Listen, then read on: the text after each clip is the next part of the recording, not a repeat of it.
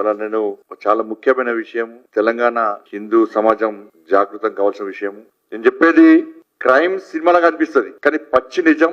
Kerala files సినిమాలో ఎలాంటి దారుణాలు జరిగినాయో ఇవాళ హైదరాబాద్ ఫైల్స్ సినిమా తీసేంత స్థాయిలో ఇవాళ దారుణాలు ఇలా చార్మినార్ ప్రాంతంలో జరుగుతున్నాయి. ఈ రోజు చెప్తున్నటువంటి విషయాన్ని చూస్తే నిజంగా సభ్య సమాజం ఇవాళ తలదించుకోవాల్సిన పరిస్థితి, ఆలోచించాల్సిన పరిస్థితి.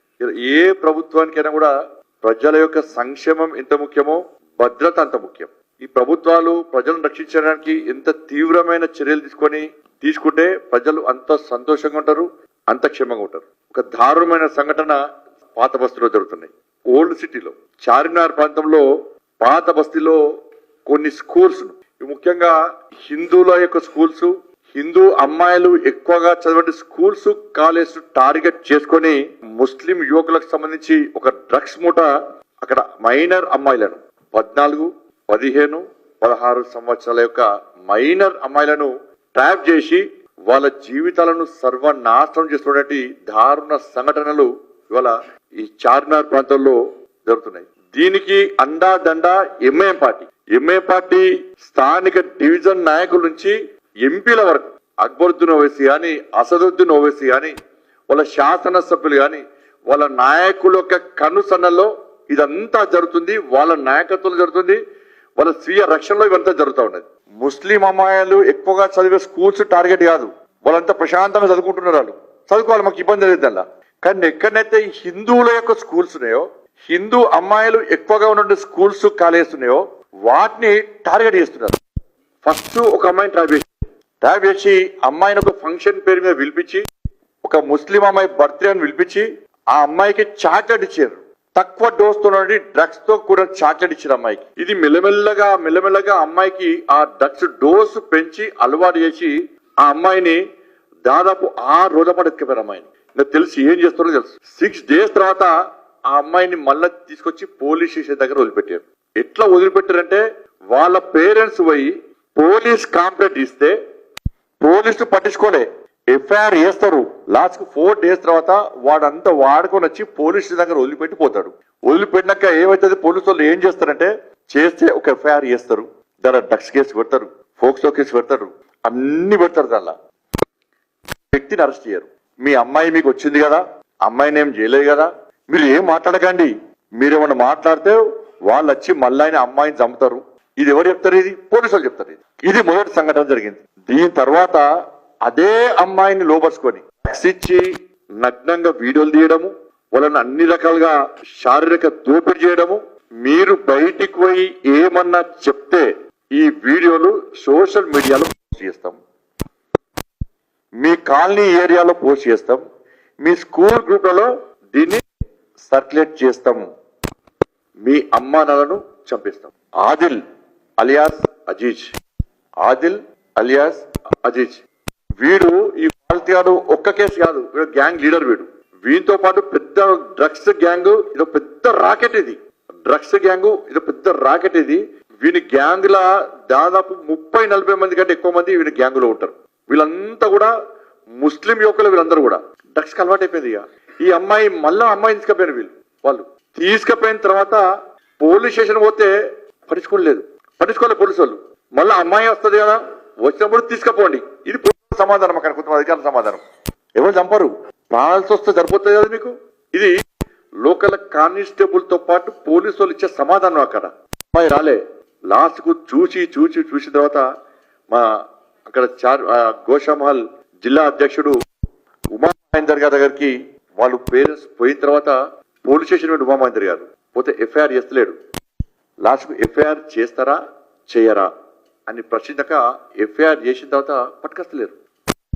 నాకు ఫోన్ చేసిన తర్వాత నేను మా లీగల్ సెల్ ఆంతోన్ రెడ్డి గారికి ఫోన్ చేసి దీని మీద నేను ఢిల్లీలో ఉన్నా, మణిపూర్ లో ఉన్నా, దీని మీద సీరియస్ చూడండి అని చెప్పిన తర్వాత ఏబిఎస్ కార్పొరేట్ పిటిషన్ చేస్తామని మా అడ్వకేట్స్ చెప్పిన తర్వాత అప్పుడు ఎంత ఘోరమైన విషయం అంటే లోకల్ ఉన్న ఎస్ఐ ఏం చేసి తెలుసా, ఎవరు పట్టుకపోయినారు అంటే మళ్ళా వాడే ఆదిల్ సార్ అని చెప్పిన వెంటనే గంట లోపల తీసుకొచ్చి పోలీస్ స్టేషన్ దింపేసి వెళ్ళిపోయాడు.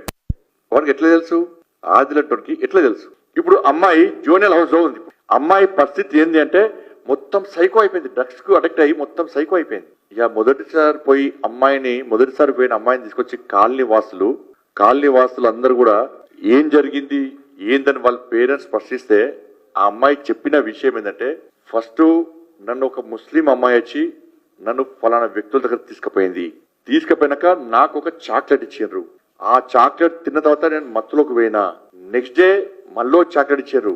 దాంతో అది ఉండలేక నాకు దానికి అడిక్ట్ అయిపోయి నెక్స్ట్ నన్ను మళ్ళా నెక్స్ట్ 5 days తర్వాత మళ్ళీ తీసుకుపోయి నన్ను వీడియోలు చేసిండ్రు. నన్ను ఏ రకంగా శారీరకంగా ఎంత దోపిడియానో ఆ దోపిడీ చేసి నువ్వు బయట పోయి చెప్తే నీ వీడియోలు బయటికి సర్క్యులేట్ చేస్తాము, మీ అమ్మా నాన్నని చంపేస్తాము, మీరు లోకల్ కాదు, మిమ్మల్ని ఎవ్వడు కాపాడలేడు, పోలీస్ అంతా మా వాళ్ళే, ఇది మేం చెప్పిందే నడుస్తుంది చెప్పి వదిలిపెట్టాక అమ్మాయి డ్రగ్స్ కి అడిక్ట్ అయ్యి రెగ్యులర్ గా పోవడం స్టార్ట్ చేసింది.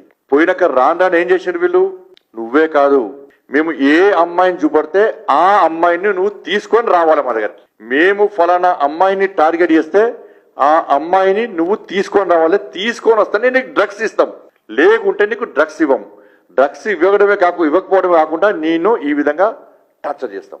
ఈ ఒక్క అమ్మాయి చాలా మంది అమ్మాయిలు తీసుకుపోయింది. ఈ మొన్న వచ్చిన అమ్మాయిని తీసుకొచ్చి ప్రశ్నించిన తర్వాత ఆ అమ్మాయి దాదాపు 9 మంది అమ్మాయిల పేరు చెప్పింది. సార్ నేనే కాదు, ఇది నా ఒక్కదానికి సంబంధించిన ఇష్యూ కాదు, నేను చూసినప్పుడే నాకు తెలిసే దాదాపు 9 మంది అమ్మాయిలు అని చెప్పి 9 మంది అమ్మాయిల పేర్లు చెప్పింది. మనకు తెలిసి ఓన్లీ 9 మంది అమ్మాయిలే. ఇట్లా 100 మంది అమ్మాయిలు ఇవాళ అమ్మాయిలను ఈ రాకెట్ తీసుకుపోయి అన్ని రకాలుగా వాడుకొని ఏ విధంగా ఇబ్బంది పడుతుందో ఆలోచించాల్సిన అవసరం. దీనికి సపోర్ట్ ఎవరు? పోలీస్. బాగా చెప్తా పోలీసులను తీసుకొచ్చి పోడు. ఎఫ్ఐఆర్ లో ఇలా మేం చెప్తున్నాం, పేరెంట్స్ చెప్తున్నారు ఆదిల్ అలియాస్ అజీజ్ అని. ఏ ఎఫ్ఐఆర్ లో కూడా వాళ్ళ పేర్లు ఆదిల్ అలియాస్ అజీజ్ అని చెప్పి ఇక్కడ ఏ ఎఫ్ఐఆర్ పేరు లేదు. బాజాప్త అమ్మాయిల పేర్లు చెప్తున్నారు కానీ ఎఫ్ఐఆర్ లో ఏ ఒక్క వ్యక్తి పేరు లేదు. ఇన్ని సంఘటనలు జరిగితే ఎఫ్ఐఆర్ చేస్తున్నారు, ఎఫ్ఐఆర్ క్లోజ్ చేస్తున్నారు, ఒక్కరి మీద యాక్షన్ లేదు, ఒక్కరిని అరెస్ట్ చేయలే. ఒక పోలీస్ అధికారి అంటాడు ఇది కామన్, నీ ఇంట్లో నీ బిడ్డకో నీ చెల్లెకో అయితే కామన్ అనుకుంటావు. అందరు 16 సంవత్సరాల లోపు అమ్మాయిలు అందరూ కూడా దీని మీద వెంటనే ఒక టీం ఏర్పడేయాలి, నిజాయితీ గల్ల మంచి ఆఫీసర్ టీం వేసి నిష్పక్షపాతంగా దీని మీద విచారణ జరిపి ఈ రాకెట్ ఎవరు నడుపుతున్నాడు, ఎంతమంది దీనిలో సభ్యులు, దీనికి ఎవరు సపోర్ట్ చేస్తున్నారు, తెర వెనుక ఎవరున్నారు, దీనికి సపోర్ట్ చేసి ఇన్ని రోజులు పట్టించుకోకుండా ఆ ఫాల్త్ గాన్లకు సపోర్ట్ చేసిన పోలీస్ అధికారులు ఎవరు, కానిస్టేబుల్తో సహా అందరు, వాళ్ళందరి మీద క్రిమినల్ కేసులు పెట్టి వాళ్ళని వెంటనే సస్పెండ్ చేసి అరెస్ట్ చేస్తే తప్ప ఈ సమస్యకు పరిష్కారం దొరకదు.